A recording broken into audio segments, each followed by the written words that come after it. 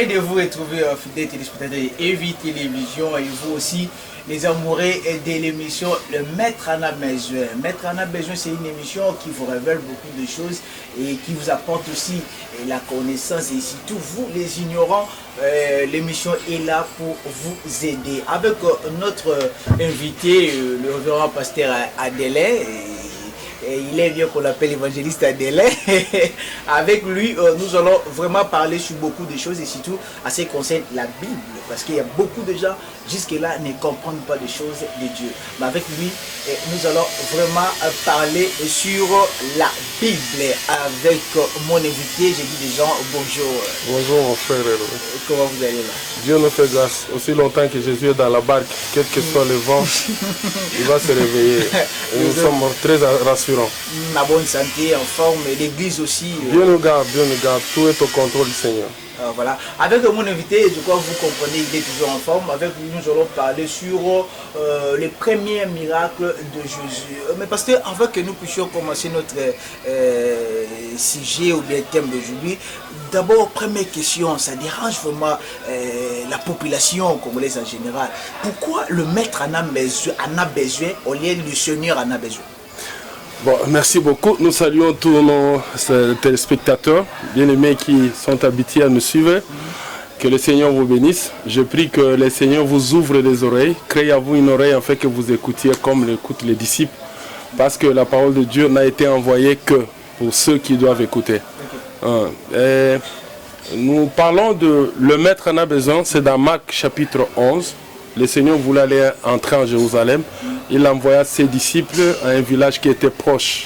Donc, dépasser Béthanie, là où il avait ressuscité Lazare. Il a dit, c'est Pierre et Jean, allez dans le village proche, vous trouverez un anneau attaché. Déliez-les, amenez-les-moi. Si quelqu'un vous demande, pourquoi, que faites-vous là-bas? Dites-lui, le Seigneur en a besoin selon Louis II. Et selon ma Bible, le livre, c'est le maître en a besoin. Jésus est le maître. C'est pourquoi vous avez vu même dans Matthieu chapitre 23 verset 8. Un seul, n'appelez personne maître. Un seul est votre maître. Donc le rabouni, maître. Alors, Jésus on l'appelait maître aussi. Voilà. Mais le maître que nous parlons ici, c'est celui qui a le pouvoir sur tout. C'est celui à qui appartient toute chose. Colossiens chapitre 1 verset 16 déclare, dit ceci. Tout a été créé par lui et pour lui. Tout ce qui existe a été créé par Dieu et pour Dieu. Vous voyez cet anneau-là, il était lié. Ce n'est pas un animal domestique. C'est un animal sauvage qui reste dans la forêt, dans la savane. Ici, il n'y en a pas, mais quand vous descendez à Zimbabwe, ou vous allez au nord, vous trouverez les anneaux. Alors, il marchait librement. Il n'avait que Dieu comme son maître. Il mangeait comme il voulait, il se reposait comme il voulait. Une personne le prend et l'attache. Maintenant, le propriétaire, le maître, c'est lui à qui appartient l'anneau, a besoin de l'anneau. Maintenant, il envoie ses envoyés pour les détacher. La personne qui a retenu la chose qui ne lui appartient pas, qui appartient à Dieu. Donc, nous voulons dire que nous, ici, nous appartenons à Dieu. Ceux qui nous suivent appartiennent à Dieu. C'est que même si vous êtes liés, même si vous êtes allé dans la magie, vous êtes dans la sorcellerie, où il y a une personne qui vous a lié, vous n'appartenez ni à votre père, ni à votre mère, ni à votre coutume. Vous appartenez à personne, vous n'appartenez qu'à Dieu. Le jour où Dieu aura besoin de vous, s'il envoie sa parole, aucune force, aucun pouvoir ne peut te retenir. C'est-à-dire que personne ne peut dire à Dieu que non, moi, je refuse, je ne veux pas venir, tu as besoin de moi, personne. Paul était un brigand. Voilà. Hein? Lui avait pris une lettre pour aller tuer les chrétiens. Mais en cours de route, le maître l'a stoppé. Le maître l'a stoppé. C'est pourquoi vous écoutez beaucoup de personnes. Non, vous prêchez la parole de Dieu, les gens ne changent pas, beaucoup de personnes sont dans des bars. Mais mes frères et sœurs, est-ce que toutes ces personnes nous appartiennent? Non. Nous, ça appartient à Dieu. Est-ce que Dieu nous a envoyés pour transformer les gens? Ou pour amener les gens à l'église? Non, Dieu nous a envoyés prêcher la bonne nouvelle. Quiconque croira sera sauvé. Celui qui ne croira pas sera condamné. C'est-à-dire que nous prêchons. C'est Dieu qui touche le cœur. s'il t'appelle aujourd'hui, tu ne vas pas résister. Ok. S'il te délivre aujourd'hui, tu ne vas pas résister. Le moment où Dieu veut changer ta vie, personne ne peut intervenir. Si Dieu veut faire de toi président de la République, personne ne va empêcher. Si Dieu veut faire de toi un grand, personne ne peut retenir. Voilà. Le maître en a besoin. Le maître en a besoin. Il a besoin de vous, il a besoin de celui qui est en train de nous suivre là. Le jour où il va exprimer son besoin, que vous êtes le besoin de Dieu, où votre argent va servir à Dieu, papa. Tu vas interdire à Dieu ton argent. Tu vas interdire à Dieu ta maison. Parce que c'est lui qui est le maître. C'est lui qui est le maître. Alors, non, voilà, nous sommes là pour voilà pourquoi nous utilisons le maître en a besoin. Ce n'est pas le sens que les gens de mauvaise foi. Mais papa, il y a un autre problème. Il y a beaucoup de gens qui parlent ça. Le maître en a besoin. Je crois qu'ils ont compris. Le maître, lorsque le maître a besoin d'eux, il viendra et même il y a personne. Personne. Mais pourquoi d'abord l'agneau? Non, pas l'agneau. Non. Le brebis là. Non, l'âne. C'est que vous mettez là. Ouais, l'animal là. L'animal là. Il y a des gens qui disent que c'est la magie. Mais pourquoi mettre ces mots l'animal là? Vous savez, plusieurs personnes ici leurs intelligences est obscurcie. Ils sont nés dans le fétichisme, ils sont nés dans le coutume, ils sont nés dans la magie, ils sont nés dans de telles histoires. Alors, ils ne croient pas en Dieu. Et tout est magie, tout est sorcellerie, tout. Et surtout l'agneau. Voilà. C'est Jésus qui l'a utilisé, l'agneau. C'est dans Zacharie chapitre 9, verset 9. Pourquoi Jésus n'a pas pris un cheval? Pourquoi il n'a pas pris un agneau ou il n'a pas pris un bœuf? Il a utilisé que l'agneau. Seulement parce que Zacharie 9, 9 déclare: Fille de Jérusalem, soyez dans l'allégresse, voici votre roi. Il vient et assis sur un anneau. Voilà pourquoi Jésus a utilisé un anneau. C'est pourquoi nous mettons l'anneau. Alors les gens qui n'ont pas la connaissance, il faut qu'ils s'approchent, qu'ils nous demandent pourquoi vous mettez l'anneau. C'est un animal qui est prophétique. Ok. L'âne, il est prophétique. Même Ismaël était qualifié prophétiquement comme un âne. Voilà. Vous voyez. Donc Jésus, pour s'identifier qu'il était le roi des Juifs, il fallait qu'il monte sur l'âne, sur un anneau. Non, mon Dieu, laisse tomber. Laisse tomber. Les gens qui sont faibles. Les gens qui sont faibles. Pour s'attaquer au fort, ils utilisent ces histoires. Ils savent que celui-là, c'est mon voisin. Les gens peuvent sortir de mon église et aller dans son église. Les gens peuvent venir très nombreux dans son église. Alors, pour se justifier de sa faiblesse, pour se justifier dans son incohérence, son immaturité, il utilise souvent cette affiche-là. Le grand danger, c'est quoi? Si c'est Dieu qui m'a appelé, et si je sers Dieu véritable, et que toi, tu identifies ce Dieu qui est en moi, Satan, magie, tu demanderas le pardon à qui? À qui est-ce que tu demanderais le pardon? Parce que tu en as déjà parlé à 2 à 3 personnes. Et ces personnes ne pouvaient pas venir à moi comme étant instrument de Dieu, parce que toi tu as utilisé ces langages. Tu sais, tu as fermé la porte à combien de personnes? Et ces 3 personnes ont rencontré à combien de personnes? Tu sais, tu as fermé la porte à combien de personnes? Tu vas demander pardon à qui? Si tout ce que tu dis là était un mensonge. Et moi je te le dis, c'est un mensonge. Voilà, je crois que vous avez compris, c'est pas de la magie, mais c'est ce que la Bible est recommandée. Donc c'est juste une petite chose là. Alors il ne faut pas suivre de gauche à droite, plutôt suivre la parole. Voilà, je crois que c'était un peu ça les 2 questions que nous voulons un peu éclaircir nos aimables téléspectateurs. Et nous parlons maintenant de notre sujet. Notre sujet d'aujourd'hui, nous allons parler sur le premier miracle de Jésus. La Bible nous dit, Jésus-Christ, quand il avait commencé sa mission, le premier miracle, c'était la transformation de l'eau à vin. Et pasteur, pourquoi c'est mal la transformation de l'eau à vin? Merci beaucoup mon frère. Vous voyez, même quand l'Éternel parlait à Job, il dit si Job avait compris les mystères, comment Dieu rassemblait les nuages dans le ciel. Donc Jésus s'identifiait dans ces miracles.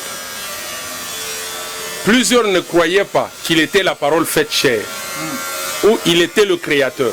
Alors Jésus s'identifiait dans tout ce qu'il faisait, dans tout ce qu'il disait. Il parlait en parabole, les miracles aussi étaient un mystère caché. C'est pourquoi vous avez vu là où Jésus multipliait le pain. Hein? 5 pains pour 5000, 4 pains pour 7000 personnes. Aujourd'hui, vous avez des gens à l'église affamés. Le pasteur est-il capable de multiplier le pain? Non. Jésus marchait sur l'eau. Les disciples criaient fantôme, fantôme. Qui marche sur l'eau? Je ne sais pas. Il peut y avoir des gens, des pasteurs puissants qui marchent sur l'eau. Bon, ça c'est toi qui le dis, pas moi. Jésus a fait beaucoup de miracles. Et il a dit à l'arbre, le fruit, on ne mangera plus de toi. Demain, l'arbre était sec. Donc, Jésus s'est caché dans ces miracles. Ici, nous sommes dans Jean chapitre 2. La Bible dit le premier miracle de Jésus. Nous devons comprendre d'abord que la première des choses que Dieu a fait au commencement. Nous sommes dans Genèse chapitre 2.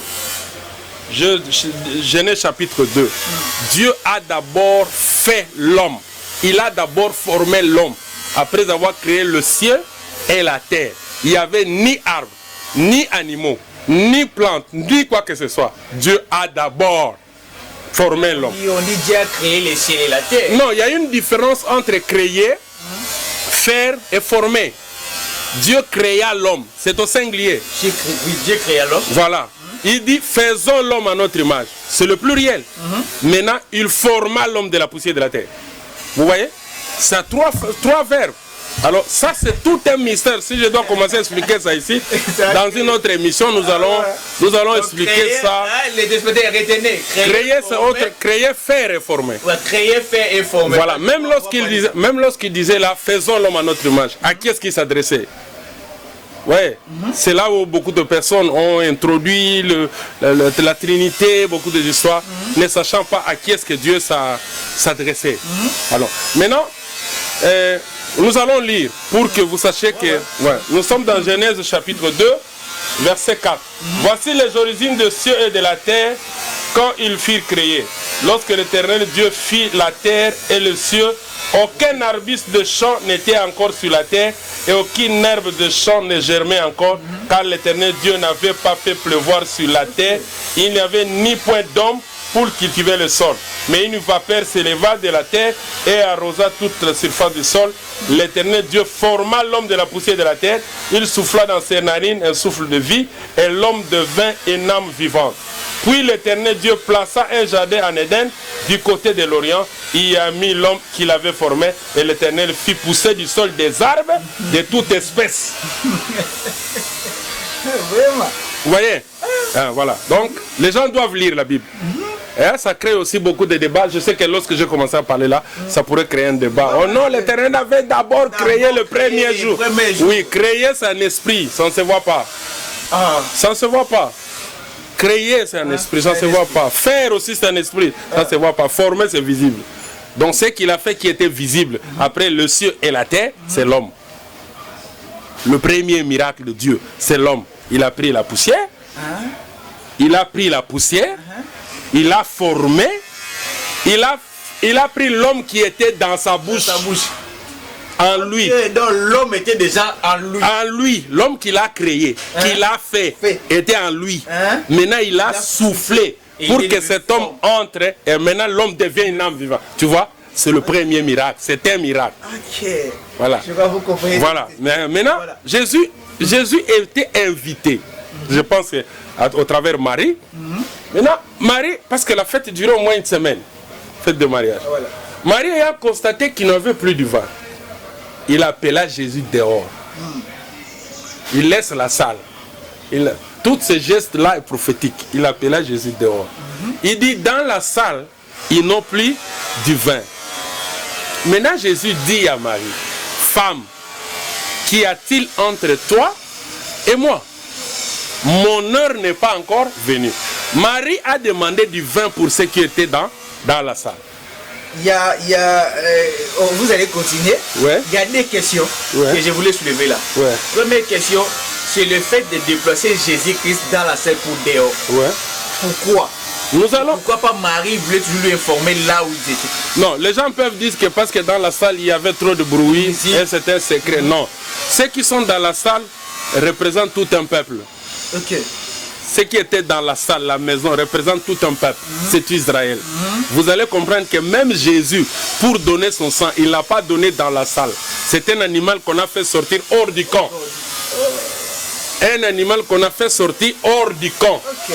Ça veut dire faire sortir de la salle Jésus ayant en lui du vin pour le peuple, l'a fait sortir dehors pour qu'il va en dehors, c'est là où il va livrer du vin.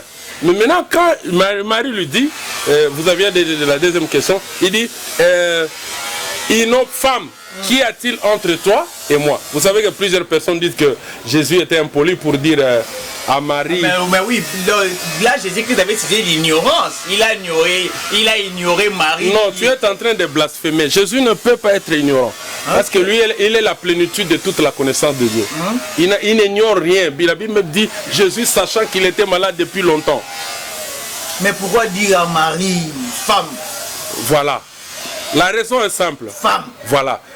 Maman? Jésus, d'abord, lorsque Joseph et Marie sont venus chercher Jésus, ils arrivaient au temple, ils trouvaient Jésus au milieu des sages. À l'âge de 12 ans. Oui, à l'âge de 12 ans, il dit, nous t'avons cherché.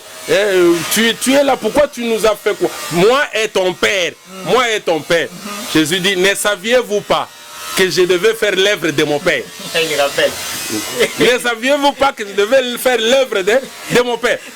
C'est que lui n'a qu'un seul père. Ok. Hein? N'a qu'un seul père. Donc il n'a pas de père, il n'a qu'un seul père, qui est Dieu. Nous pouvons continuer. Okay, maintenant, lorsqu'il dit à Marie femme, là Jésus se place comme le dernier Adam. Nous sommes dans 1 Corinthiens chapitre 15. Ok. 50 à 54. Jésus le dernier Adam. Or le premier Adam dans le jardin d'Éden, avec son église qui était le jardin d'Éden, avec une mission que Dieu lui avait confiée. Qui a détourné sa mission? C'était une femme, Ève. Ok. Maintenant Jésus vient avec une mission. Quelle est sa mission? C'est se donner de son sang. Son sang qu'il appelle le vin. Pourquoi? Parce que quand Jacob était en train de prophétiser sur ses enfants, il arriva à Juda. Il dit, Juda, de toi sortira de Shilo. Le Shilo, il lavera ses vêtements dans le sang du raisin. Dans le sang qui sort du raisin. Tu comprends? Maintenant, quand on voit du sang, on voit le raisin. Or, le raisin ne donne que du jus, qu'on appelle vin. On ne voit pas du sang. Mais déjà, la prophétie avait annoncé que du raisin sortira du sang. Maintenant, Jésus devait donner son sang.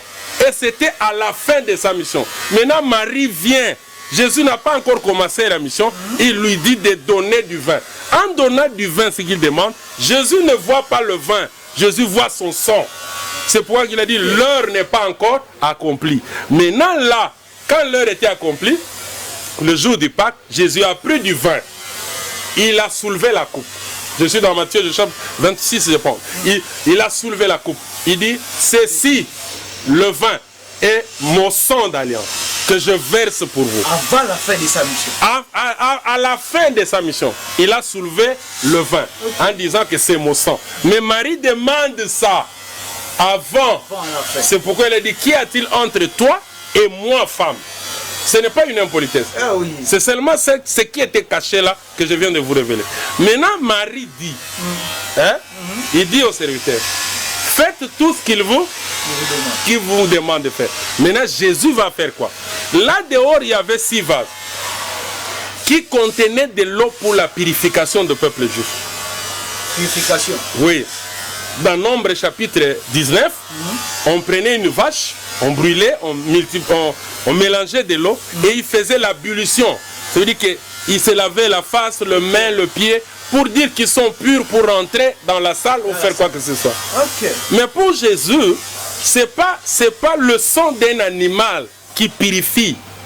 C'est pourquoi Jésus devait se faire un animal, selon la prophétie, pour accomplir ce que Dieu avait dit à Moïse. Okay. Vous allez prendre un agneau sans tache. Je suis à Exode chapitre 12. Vous allez immoler cet agneau entre les 2 soirs. C'est alors que vous serez délivrés. Entre les 2 soirs, c'est à la tombée du soir et là où le soleil part et à la tombée de la nuit, entre les deux soirs, au milieu. C'est le même moment où Jésus est mort, entre 15h et 18h. Voilà. Pour Moïse, l'agneau pascal que Paul révèle dans 1 Corinthiens chapitre 10. Voilà pourquoi lorsqu'il sortait de l'eau, Jean-Baptiste l'a vu, il dit, voici l'agneau de Dieu qui ôte le péché. Ouais. Donc l'eau là ne purifiait pas. L'eau là ne purifiait pas. Mais ça couvrait le péché. Ouais. Maintenant Jésus va prendre le 6 vases. Il donne à ceux qui étaient dans la salle. Or ceux qui étaient dans la salle, c'est Israël. Ah ouais. Vous voyez, ou à qui Dieu leur a donné 6 jours. Le 7e jour, le jour du repos, Jésus dit, s'ils avaient reçu le repos, il ne devait pas y avoir un autre jour pour le repos. C'est fait que le 7e jour du repos, c'est lui-même Jésus qui vient avec le repos. Il dit dans Matthieu, il dit, venez à moi, vous tous qui êtes fatigués, chargés, je vous donnerai du repos. Donc il prend 6 vases, il leur donne, mais la 7e vase est restée dehors. C'est lui Jésus. Si vous n'êtes pas d'accord avec moi, voilà. Jésus rencontre la femme samaritaine. Il dit, donne-moi de l'eau à boire. Il dit, toi tu es juif. Il dit, si tu connaissais les dons de Dieu, et c'est celui qui te dit, donne-moi à boire, c'est toi qui aurais demandé de l'eau à boire. Voilà. Il te donnerait de l'eau qui naîtra en toi une source, et tu ne viendras plus puiser ici. La femme dit, non. Le puits est profond. L'eau que tu me donneras, tu auras ça où? Voilà. Jésus dit, celui qui boit cette eau aura encore soif. Mais l'eau que je donnerai naîtra en lui une source jusqu'à l'éternité. La femme dit, donne-moi cette eau-là. Jésus dit, va, appelle-moi ton mari. La femme dit, je n'ai pas de mari. Jésus dit, tu as dit vrai. Tu as dit vrai. Tu en avais 5. Et celui avec qui tu vis n'est pas ton mari. Ça fait combien? 6. C'est que lui, Jésus, était le 7e mari qui contenait en lui l'eau de la vie éternelle. Ouais. Donc Jésus contenait en lui du vin qui était son sang, qui ne purifiait, qui ne couvrait pas le péché, mais qui ôtait le péché. Voilà.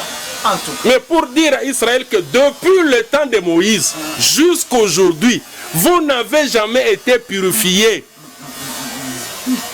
Malgré l'eau. Malgré cette eau-là. Voilà pourquoi eux, en prenant du vin, disent non. On donne d'abord du bon vin. Et le mauvais vient après. Mais lui, il a d'abord donné du mauvais. Et le bon est venu après. C'est que le sacrifice des animaux, voilà. Tout ce que les gens donnaient était mauvais. C'est que Jésus a amené son propre sang. C'est ce qui ôte le péché. Donc ce que Jésus faisait là-bas, c'était le changement des sacerdoces.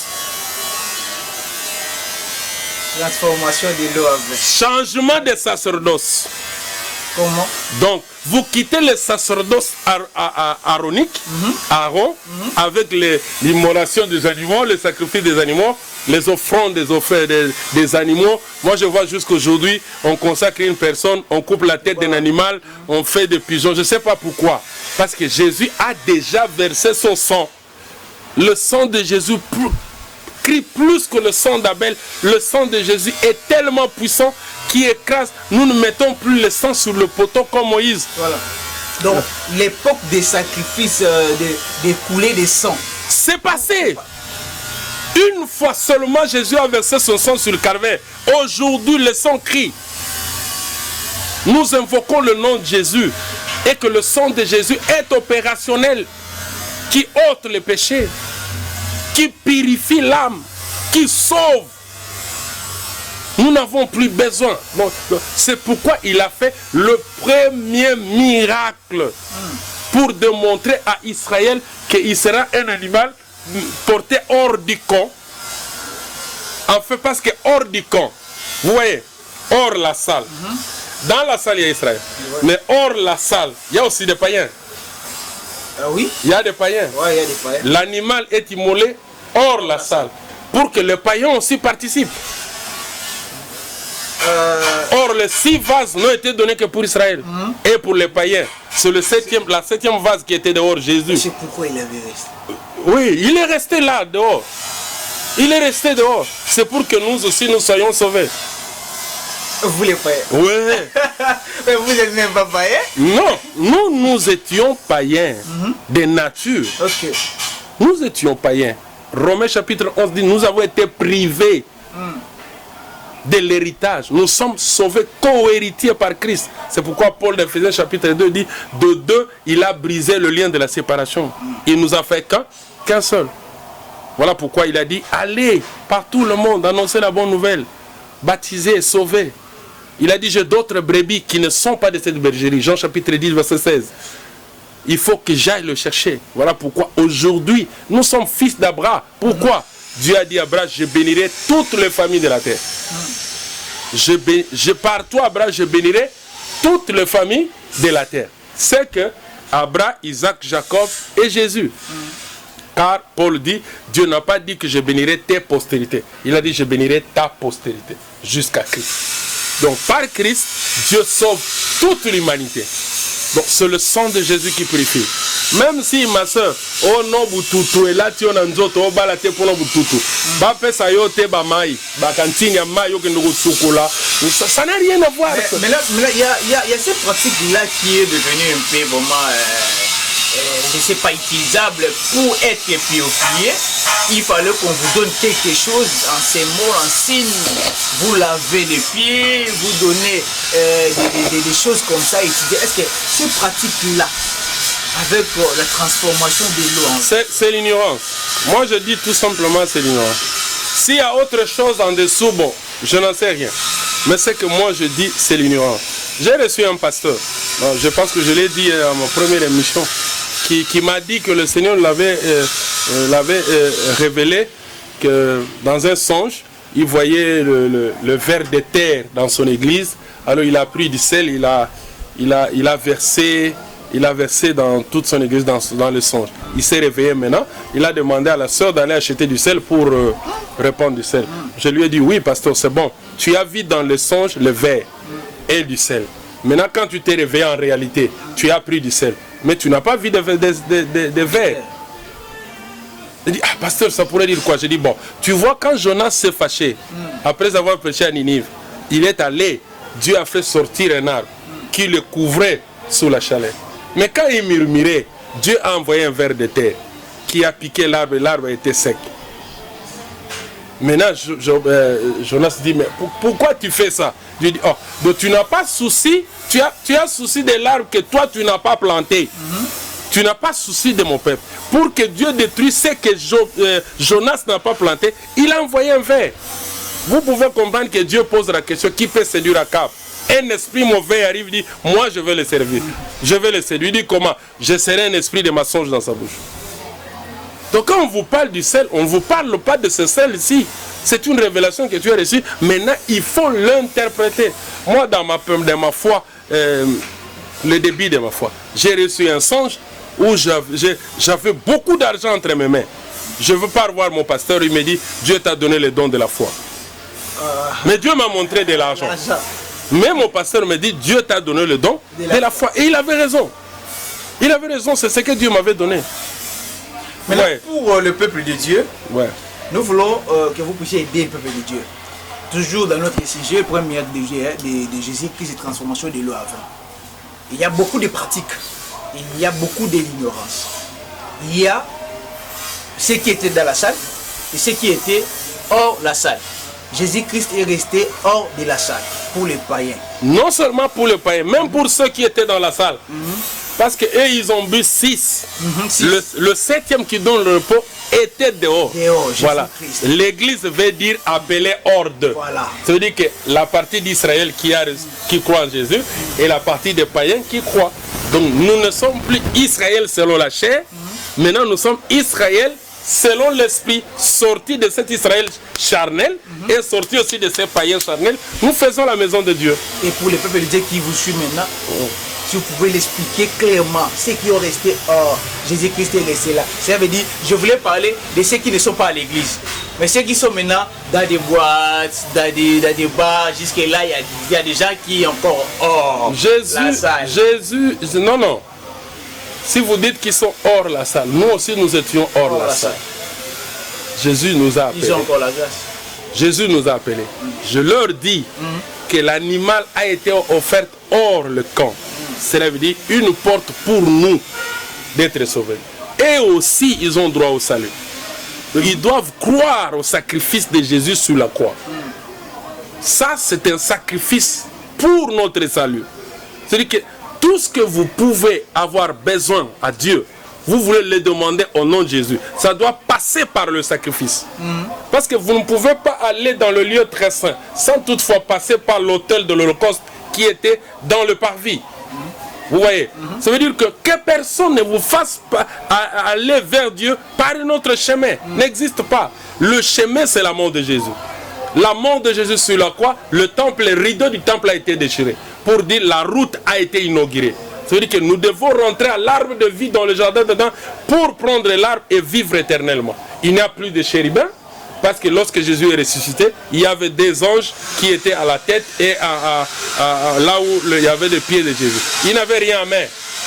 Alors qu'au temps de Moïse, c'était des chérubins qui couvraient l'arche pour dire que vous ne pouvez pas porter votre main dans la manne qui était là à l'intérieur. Or, cette arche-là, c'est le zèle là, Ézéchiel explique comme des chars. Maintenant, le deux anges étaient sans épée pour dire que l'accès a été donné.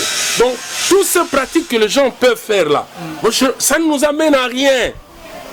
Ça nous amène à rien, en rien. C'est encore profond, c'est une chose vraiment jusque-là qui dérange aussi les gens. Pour devenir par exemple pasteur, pour devenir un ministre, pour devenir un chef là responsable quelque part, il y a des sacrifices qu'on fait.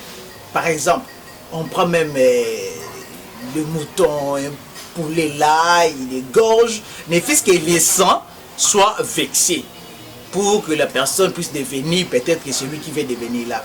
Et vous avez parlé seulement de Jésus-Christ. Jésus-Christ avait déjà fait des sacrifices. Et pour les gens qui font ce genre de pratiques, je ne sais pas, qu'est-ce que vous pouvez nous dire par là? Bon, merci beaucoup Hervé. Jésus n'a pas fait le sacrifice. Jésus s'est sacrifié. Voilà. Son corps s'est servi de sacrifice. Alors, il y a une différence entre les sacerdoces. Je vous avais dit que Jésus est venu changer, comme on l'a dit. Comme il y a changement des sacerdoces, il y a aussi changement de loi. Voilà. Vous voyez. Voilà. Donc nous sommes dans l'église avec le sacerdoce selon Melchisedec et non selon Aaron. Ok. La loi d'Aaron. Non, nous sommes à l'église. L'église, c'est selon Melchisedec. Hébreux chapitre 7, le roi de paix, qui est Jésus, établi selon l'ordre de Melchisedec, qui est apparu à Abraham, et non selon l'ordre d'Aaron. Or, le sacerdoce d'Aaron n'était qu'un pédagogue qui nous a menés à Christ. C'est-à-dire le sacrifice qui se faisait au temps d'Aaron nous parlait du sacrifice de Jésus. Donc quand on prend un bœuf, on prend un pigeon, on prend ça, ça nous parlait de Jésus. C'est pourquoi vous avez vu Jésus lui-même. Jésus est saint, né saint, grandi saint. Qu'est-ce qu'il est allé faire au baptême de Jean-Baptiste? Alors que Jean-Baptiste appelait à la repentance le païen. Qu'est-ce qu'il est allé faire? Première raison. Tout souverain sacrificateur qui entrait en fonction devait être lavé par Moïse. On devait le faire porter des habits sacerdotaux et on devait l'oindre d'huile. Ça, c'est la loi de Moïse. Maintenant, Jésus vient avec le sacerdoce, non lévitique, mais il vient le sacerdoce de Melchisedec. Mais né selon la loi, grandi dans la loi. Il devait mourir aussi selon la loi. Il est allé chez Jean-Baptiste, lui qui représentait la fin de Moïse, la fin de la loi, pour être lavé par l'eau de baptême, comme souverain sacrificateur qui entre en fonction. Maintenant, il fallait que Jean-Baptiste puisse faire porter à Jésus les habits qui devaient témoigner que celui-ci, le sacrificateur, souverain sacrificateur, est mis à part. Parce que les habits qu'on portait devaient montrer que celui-ci est mis à part. Jean-Baptiste ne pouvait pas le faire. Parce que Jésus était supérieur à lui. Voilà pourquoi on a eu la colombe qui descendait du ciel. Cela veut dire que celui-ci ne reçoit pas l'esprit comme tout le monde. Celui-ci, il ne reçoit pas l'esprit avec mes yeux. Lui, il est la plénitude de la divinité de Dieu. Deuxième, les habits, c'est la parole qui est sortie. Voici celui-ci est mon fils bien-aimé, en qui j'ai mis toute mon affection. Vous voyez. Deuxième raison. Les sacrifices qui devaient témoigner en Israël, le Dieu véritable, au temps d'Élie. Ok. Les balles ont parlé, ont fait des cris jusqu'à midi. Voilà. La Bible dit, arrivant au moment de l'offrande, Élie a pris l'holocauste. Voilà. Il a mis sur l'autel. Il a versé 12 fois l'eau. Il a dit, Dieu d'Abraham, d'Isaac et de Jacob, prouve que tu es Dieu et que moi je suis ton serviteur. Jésus vient dans Jean-Baptiste, vers Jean-Baptiste. Qui est Jean-Baptiste? Jean-Baptiste est celui qui avait l'esprit d'Élie. Jésus vient comme un agneau qui devait être lavé. On devait verser 12 fois sur lui de l'eau. Mais Jean-Baptiste n'a pas versé 12 fois de l'eau. Pourquoi? Parce que Josué est passé dans le Jourdain. Et dans le Jourdain, il a placé un autel de 12 pierres. Il ne pouvait plus renverser 12 fois l'eau. Il a versé de l'eau sur l'agneau. Jésus était l'agneau qui devait être porté sous le sacrifice. C'est pourquoi Jésus, lorsqu'il a été avec il s'est sacrifié, il a dit à ses disciples, ne sortez pas encore de Jérusalem jusqu'à ce que vous soyez revêtus des habits célestes pour aller me servir. Parce que mon service n'est pas de chair, mais c'est de l'esprit. C'est pourquoi le jour de Pentecôte, là aussi on aura encore le temps aussi de parler sur ça. Le jour de Pentecôte, ceux qui étaient dans la chambre haute, ils ont reçu l'onction, le Saint-Esprit est venu sur eux. C'est pourquoi ils ont commencé à parler de Jésus. Ils n'avaient plus besoin de sacrifice parce que le sacrifice c'était seulement le sang de Jésus. Et ils avaient besoin que du Saint-Esprit pour le service. Donc si vous voulez entrer dans le service, c'est que vous avez besoin. C'est le Saint-Esprit. Vous n'avez plus besoin de sacrifices. Vous n'avez plus besoin de quoi que ce soit. Vous n'avez besoin que du Saint-Esprit. Voilà moi comment je peux répondre. Dans toutes ces histoires, je ne sais pas à quoi ça porte. Je ne sais pas à quoi ils sont liés à ça. Mais l'alliance que Dieu a fait avec nous, c'est par le sang de Jésus. On appelle ça le sang de l'alliance nouvelle. Oh, il faut le donner, ces toges-là. Le sang de l'alliance nouvelle. Bon, ça sont des habits, je ne sais pas, ils témoignent que nous sommes de tels, nous sommes de tels, nous sommes de tels. Ça n'engage pas l'église. Et à l'église. Pardon? À l'église. Ça représente quoi? Les toges-là, porter des toges avec des signes de croix là. Ça représente ce qu'ils disent là. Ils disent nous sommes deux. Ça représente ce qu'ils sont. Nous sommes deux. Vous voyez de l'autre côté, ils sont par exemple en veste blanc. Quand vous lui posez la question, il dit nous avons opté ça pour nous. Donc ça c'est une convention que les gens font d'eux-mêmes. C'est une convention. Il ne faut pas le faire entrer dans le principe de la foi chrétienne. Non, ça c'est les organisations des églises. Les choristes ici vont chanter en veste, c'est ça, rouge. Donc ça n'a rien à voir avec le sacrifice de sang de Jésus. Ce qui est important, c'est le sacrifice de sang de Jésus. Si vous n'êtes pas passé par là, votre ministère est nul. C'est vrai. Nul. Vous n'allez même pas résister au démon. Même si son éminent pasteur lui a imposé la main, il dit allez. Je dis votre sacrifice, votre service est passé nul. Et il doit chercher que le Saint-Esprit. Seulement ça. Seulement le Saint-Esprit. Donc vous, jusque-là, vous croyez seulement à tout ce que Jésus-Christ a fait? Moi? Ouais. Mais j'ai l'esprit de Christ.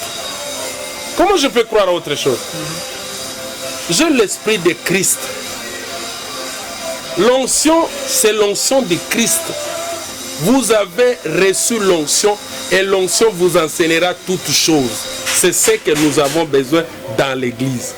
À part ça, il n'y a plus rien d'autre. Il y a aussi des serviteurs de Dieu qui marchent comme ça sans l'esprit de Dieu.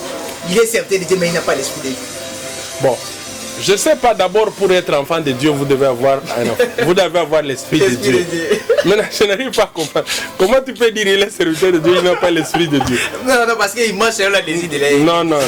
Bon, des fois... Il est trop mondé. Non. Vous savez des fois, des fois il y a quelque chose que vous ne savez pas. Le faire aiguise le faire. Hein? Celui qui t'a aiguisé, c'est celui qui t'a montré des choses. Des fois, il était dans l'ignorance, il t'a communiqué aussi l'ignorance. Alors, vous allez condamner une personne qui est dans l'ignorance parce qu'on lui a communiqué une ignorance. Non. Vous devez seulement prier pour lui. Vous verrez le Père. Pas. Non, vous devez... C'est le Fils qui révèle le Père. Parce que seulement le Père qui connaît le Fils. Et le Fils qui connaît le Père. Si vous voulez connaître le Père, vous devez, c'est par le Fils que vous devez connaître le Père. Et on voit le pasteur à télé, on connaît directement son maître. Oui, mon maître c'est Jésus. Voilà, on est arrivé presque à la fin de notre émission. Merci pour votre attention. Nous voulons séparer avec vous, mais dernier mot sur le pasteur, je ne sais pas, votre dernier mot pour le peuple de Dieu. Pour la mission, je demande à ceux qui n'ont pas encore donné leur vie à Jésus, donnez votre vie à Jésus. Jésus a versé son sang pour vous et nous. De là où vous êtes, si vous invoquez son nom, il vous guérit, il vous sauve. Tu dis seulement là où vous êtes, Seigneur, je suis un pécheur, j'ai besoin de toi. Purifie-moi, ôte le péché qui est à moi. C'est lui seul qui va vous pardonner, c'est lui seul qui va vous purifier. C'est seulement le sang de Jésus qui a la puissance de vous sauver et de vous purifier. Seul. Jean chapitre 1 Jean chapitre 1. Si nous confessons, il est juste et fidèle de nous pardonner et de nous purifier de son sang. Il n'y a pas autre purification. Ne courez pas le risque de donner votre âme entre les mains de Lucifer en cherchant des purifications. À 24 heures, on va vous purifier dans une rivière. Et après, on vous demande que l'habit dont vous êtes tombé avec ça, laissez ça dans l'eau. Ma soeur, vous êtes nu devant une personne qui vous lave, vous dit, vous purifie. Mais c'est quoi ça? Mettez foi au sang de Jésus. Vous êtes pur. Et l'Esprit de Jésus viendra vers vous. Il va vous délivrer l'anneau. Dieu vous délivre. C'est pour la gloire. Ce n'est que ça. Je suis venu t'annoncer cette vérité qui te sauve. Si tu donnes ta vie, si tu crois à ça, et Jésus te sauve. Là, je voulais prier pour toi. Seigneur, tous ceux qui nous suivis, je sais qu'ils ont des problèmes qui les dérangent. Souviens-toi de ton sang avec ce calvaire. Souviens-toi de ton sang. Sauve ceux qui me suivent maintenant, qui sont à l'hôpital. Sauve ceux qui me suivent maintenant, qui sont liés, sont en prison. Sauve ceux qui me suivent maintenant, qui sont pris en otage. Sauve-le. Écoute ma prière. Sauve.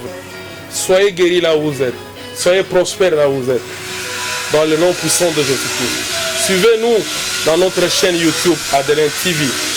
Suivez l'émission Le Maître en a besoin chaque lundi à 17h et chaque vendredi à 10h. Soutenez-nous dans vos prières et soutenez-nous aussi financièrement.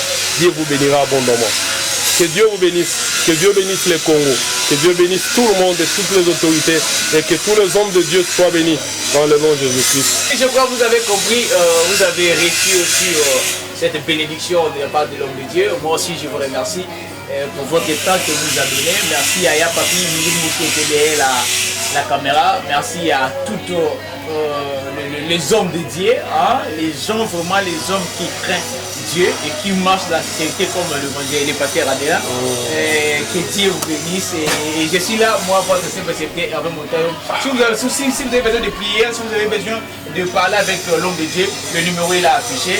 Appelez et vous aurez directement lui-même l'homme de Dieu, même pas son secrétaire, ni moi, ni à papi, mais vous aurez lui-même l'homme de Dieu. Il va prier pour vous et il va vous aider. Restez bien chez vous, vous ne serez pas déçus. Moi, je vous aime comme l'homme de Dieu vous aime. Restez-vous bien et on se retrouve à la prochaine numéro. Bye.